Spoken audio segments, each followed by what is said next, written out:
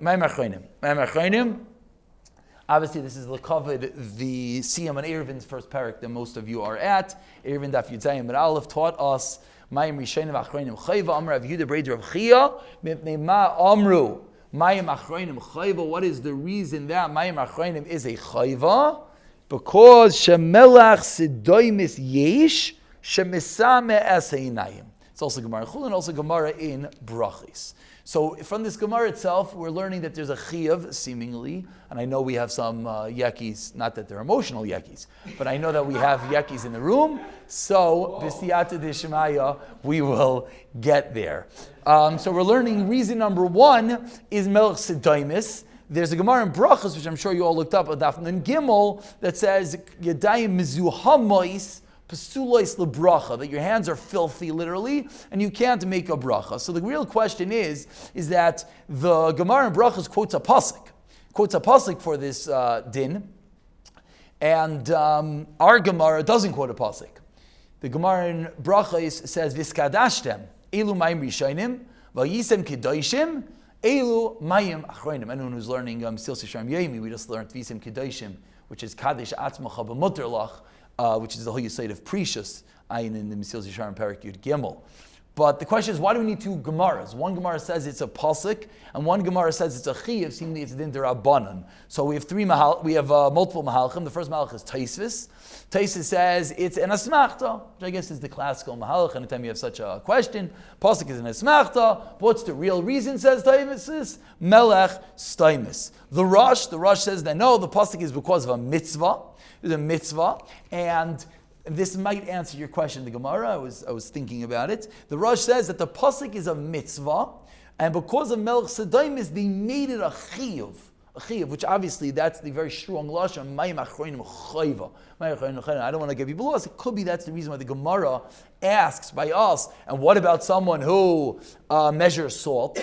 Could be the question of the Gemara is specifically here because now that we took an entity of mitzvah, transformed it into chiyuv. Asks the Gemara, if it's a chiyuv, then it should apply elsewhere. Meaning, if it wasn't a chiyuv, if it was like a din derabanan or a mitzvah, then maybe not. Maybe gufa, because it's a chiyuv, maybe that's why the Gemara asked the shayla. That's just a thought out there. And Rav Hai Gaon comes along and says the pasuk is talking about the one who makes a bracha, very interesting, and the Saikana Melech Sedaimis is for everyone else. Okay, either way. The one who's being mavarich, always you have the guy who benching, he's the one being mavarich. Okay, so now, very interesting, I think we've all heard of the Medrash Rabbah, it's in Balak, and tells a famous story, that there was a Maisa, Badam Echad, Sha'achal Kitnius, right? Everyone has heard the story, he ate, no? Okay, he had some barley soup, which maybe some of you will get for lunch, but I don't know if there's barley soup, don't come screaming at me. V'loi notal yadav, he didn't wash his hands. So a guy ate some barley's kidneys, he yara l'shok, v'yadav mitunafais mina kidneys, and his hands were dirty from the kidneys. Ra'azar chavera, his friend sees him in the shuk, his hands are all dirty. Halach va'amar le'ishtoi, he sees his friend, his hands are dirty, he goes up to this guy's wife, and Amar, and he says to his wife, Lech ba'yalech siman, basically give me something, and your husband gave me a siman. What's the siman your husband gave me? That he ate for lunch kidneys, sha'achal achshav kidneys. So the wife hears, oh my gosh, he knows what my husband ate. It must be a good siman. Shigru loy oisei tabas. So the wife gives away the ring to this random man. Nasna loy. Achar shah, an hour later what happens? Ba'bayla, husband comes up from the shuk, and what's going on? Amar loy, echana tabas. Where's the ring? Amar loy, she responds, Ba'plaini. Random guy came, bisimanim, and he had a siman shalcha. He told me you're a siman. V'nesati aloi, nismala lachema. The husband got quite angry, and what happens next? V'harga, and he kills her. Lefikach, says the Medrash Rabbah, therefore, kol she'enoi noitel yadav la'achar hamazayin. If you don't wash your hands after birchas hamazayin, kehoireg nefesh. It's like you killed someone. And the Medrash continues with an interesting line. Ulakach, and this is the reason.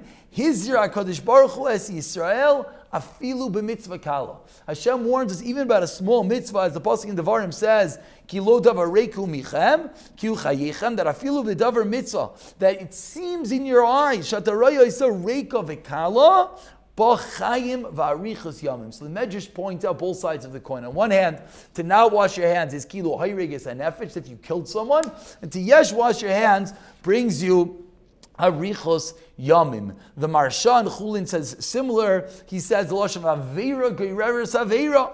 The Aveira of the sakana of Melch Sedaimis, if you don't wash your hands, brings the sakana of killing a person. So it seems pretty chamer.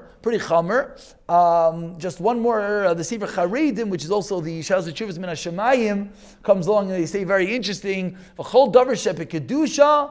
Ha'mekel boy makilin lo yamav v'shnaisav. Anytime we have a matter of kedusha, a matter of being extra clean, extra whatever, if you're lenient, what happens? We're lenient with your life. It's a lashon that Hashem, Rahman al-Tzlan, will shorten your life. So that is the hakdama. That is the reason for Mayim Achronim. And then before we even get to the halacha, and before we even get to actually the real reasons of it, that was more in the background. The question is, what if you don't have any water? It sounds we're like all strict now. But of course, the Mishnah Berurah, which is the Pashas Psak Halachim, though there is Rosh Hashanah Kluger says not this way, Chacham Shleima, but the Mishnah Berurah paskins that if you don't have water for more than Mayim Rishayim, you don't have to go get it. Just like Mayim Rishayim means for until Sidayim to eat bread. If you don't have water more than 4 mil in front of you, 1 mil behind you, you don't have to get the water. Says Mishnah Berurah, the same halacha is for Mayim Achronim. And we'll just conclude with the basic reasons why, now that we have the background, what are the reasons for Mayim Achronim Chayv? And tomorrow, Mir Tashem, we'll dive into, Yekis versus the world, we'll call it, or, we'll just leave it at that to make people happy. So the first reason, of course, is because you need your hands to be clean. You need your hands to be naki. Nikiyas, this is the Sefer Charedim, Su Yedechem Kaidesh, Ubaruch es Hashem, and the Magen Avram quotes this reason. Magen Avram says that you're making a bracha, you need your hands to be clean. We'll just mention parenthetically, this is very negei l'maisa. We're come to Chanukah. So I think it's a Magen Avram in Chanukah that says similarly, you prepare all the wicks. And of course, you want to get the mitzvah Yosem B'Shlucha, and you want to get the mitzvah of the Hachana. The Hachana is the Ikar mitzvah for it's definitely part of the mitzvah. We don't have to belittle anything. And so you're sitting there and you're rolling the wicks and you're pouring the oil. And what happens when you finish? Your hands are filthy. You look like who knows what. So now, but you're running late, and it's, oh my gosh, it's 14 minutes after Shkia, and you wanted to light at 15 minutes to be Makayim al Shitais. Your hands are filthy. Are you allowed to make a bracha right now? So just like we see over here, the Sefer Charedim is teaching us, when your hands are mizu hamois, when your hands are gross, you're not going to make a bracha. Sidechem kaidesh, you need to have nikiyas. So too, there are those that say that you need to have nikiyas. Now, definitely, I'll just point out a very important ha'ara. It's definitely a maila. Now, whether it's li'ikuva or not is a different story. Meaning, for one to say you should wash your hands when they're dirty, in the case of Chanukah I'm talking about, that's beautiful. To say it's also to make a bracha is not so simple. Why? Because that dirt is different than this dirt. What's the difference? For a mitzvah. Very good. So this is something, when one of my incredible... No, but it's a hiddur to do, but the lamaisa, it's dirty. Ramosha Feinstein paskined on himself that he's allowed to daven with his hands full of ink.